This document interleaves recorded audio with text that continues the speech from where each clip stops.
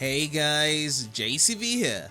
I would like to discuss with you on my experience with Denshattack. The game starts off with talking about the two sides of Japan. On one side, Moraidos creating a dome system to combat against climate warming, and the other side are living outside of it to stay with a traditional lifestyle. This turns our attention to the main character Emi, as she is a train driver that was delivering goods to one of her customers, Fernando. Being impressed by her train skills, he lets her know about Denshattackers who compete in races and doing tricks all across Japan. With Emi wanting to know more about this, she goes on a new adventure to challenge them as her new goal. This crosses over to the gameplay, as it is an on-rail action game where we get to control a train to move from one section to another. This heavily resembles the modern Sonic formula with Sonic Unleashed, as it tests your reactions at high speeds. It works greatly here due to controlling an object that is mainly restricted to keep moving forward, compared to a blue hedgehog that has lost all that freedom in a 3D environment. In the beginning parts, on-screen tutorials will help us get the basics down. This consists of performing certain button maneuvers at the right time to make progression. If it has not been performed correctly, then we get to restart from a close checkpoint and try again. It's also helpful with signs displayed on the screen to let us know what's coming up next, as this was my main method of figuring things out rather than get absorbed into what's actually going on the screen.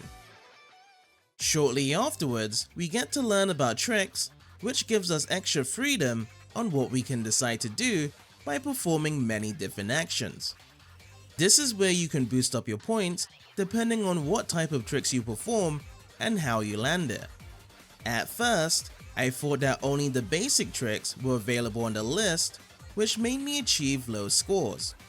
However, when I did finish the game, I looked deeper into the list and discovered the more advanced tricks that gave me the best scores in the end. In addition, with the rank system, this determines if you're able to move on forward with the story, as you do need a minimum score to proceed on. Lots of mistakes may be excusable in the beginning chapters, but later on could easily determine our fate on restarting the level again.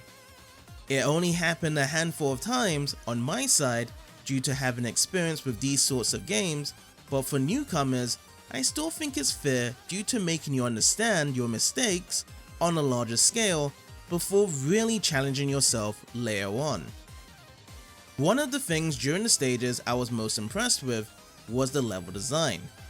The imagination goes further beyond the rails, as if we do fill up our energy bar by performing multiple tricks, then we will enter into a new state that allows us to jump onto the newly created tracks and make it seem we are able to fly for a period of time.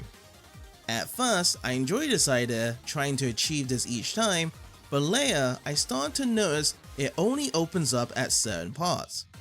Personally, I would love to see it being covered throughout the stage for a longer outcome.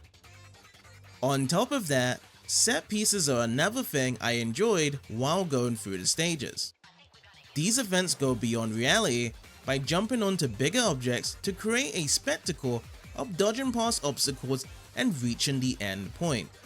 These parts were awesome to create the impossible moments, as it speaks out large volumes to make these extra memorable. Eventually, going through these levels, we'll reach the boss fights, which will be dueling against the Denshattackers. These scenarios get amplified even further, as they will be in massive contraptions trying to eliminate us in any means possible. Dodging becomes the primary roller coaster treatment, while finding ways to fight back in any means necessary.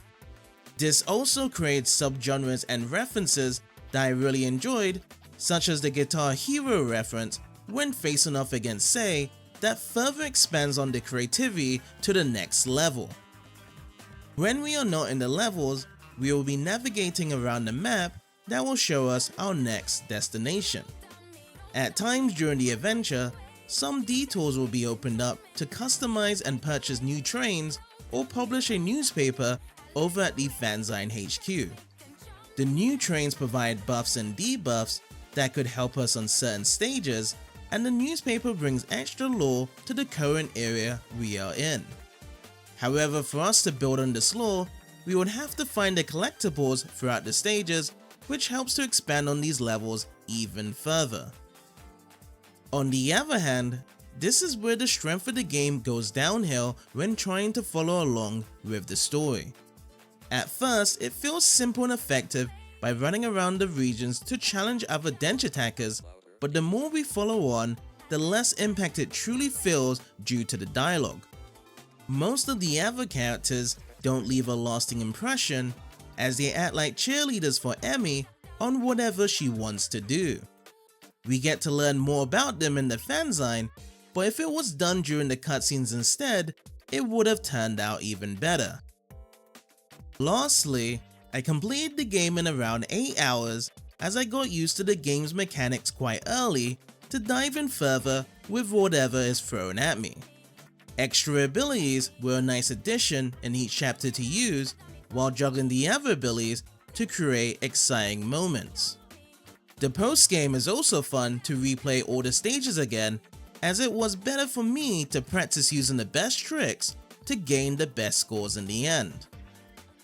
Overall, Denshattack is a great game that builds on its creativity throughout its chapters that truly leaves a mark with its refreshing gameplay.